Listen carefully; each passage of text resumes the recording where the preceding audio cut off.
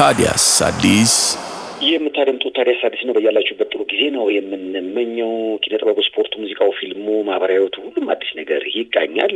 ዛሬ እንግዲህ ከያዝናቸው ወሬዎች መካከል ተወዳጁ አቀንቃኝ ጎሳዬ ተስፋዬ ተፈረደለት የሚለው መረጃ ይገኝበታል። ተወዳጁ አቀንቃኝ ጎሳዬ እንግዲህ ከአሁን በፊት ክስ መመስረቱ ይታወቃል። ክስ የመሰረተውም እንግዲህ በዱባይ የሙዚቃ ኮንሰርቱን ለማቅረብ ውል ተዋውሎ ነበረ። በ18/2016 በተፈረመ ውል ማለት ነው። በዚህ ውል መሰረት ዱባይ የሙዚቃ ኮንሰርቱን ሲያቀርብ ለተወዳጁ አቀንቃኝ ጎሳዬ ተስፋዬ እንዲከፈል በውል መሰረት የተቀመጠው $13,000 ነበረ የክስ መዝገቡ እንደሚያሳየው። ስለዚህ ይህም በተመለከተ $3,000 ብቻ ተከፍሎት ሌሎች ተቆራርጠው ገቢ መሆን የነበረባቸው ከኮንሰርቱ ጋር በተገናኘ ገቢ ያልሆኑ ወደ $10,000 አካባቢ ስለነበረ ይገባኛል ጥያቄ ይዞ አርቲስት ጎሳዬ ተስፋዬ ወደ ፍርድ ቤት ሄዶ ነበረ። ጉዳዩን ይዞ የፌዴራል የመጀመሪያ ደረጃ ፍርድ ቤት ልደታ ምድብ 7ኛ ፍትሐ ብሔር ልዩ ልዩ ችሎት ጉዳዩን አይቶ እንግዲህ በ21/05/2018 መዝገቡን በብይን ዘግቶታል። እንግዲህ ምናልባት ጉዳዩን ለማስታወስ ከሳሽ አርቲስት ጎሳዬ ተስፋዬ ይላል።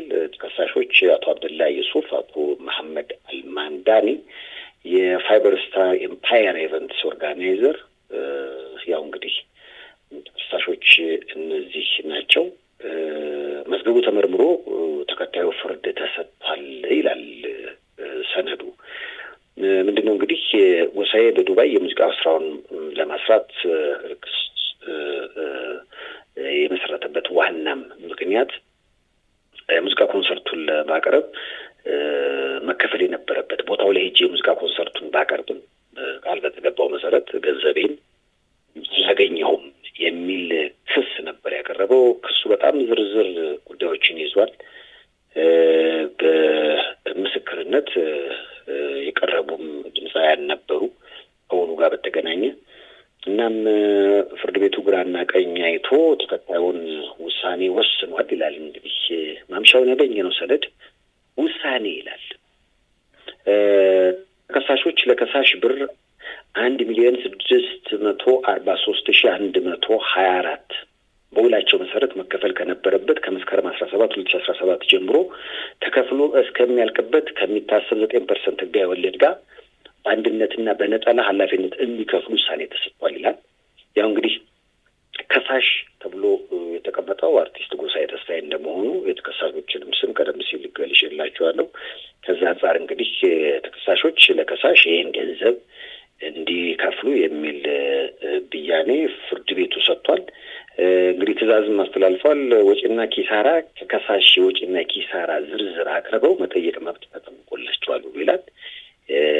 ይግባኝ መብት ነውም ተብሏል።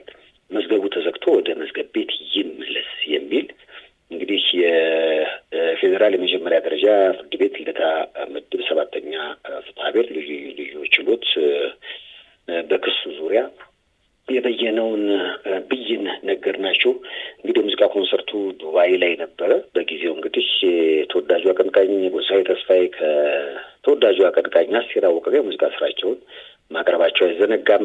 ምናልባት ለማስታወስ በዝግጅቱ ላይ ጎሳዬ ተስፋዬ ለአድናቂዎቹ ሲል ክፍያ ሳይከፈለው የሙዚቃ ስራው እንዳቀረበ በቪዲዮ መነገሩ አይዘነጋም። በጊዜው እዚህ ያላችሁ አድናቂዎቼ ይህን ሙዚቃ ስራ የማቀርበው ለእናንተ ባለኝ አክብሮት ነው እንጂ ክፍያ ተከፍሎኝ አይደለም።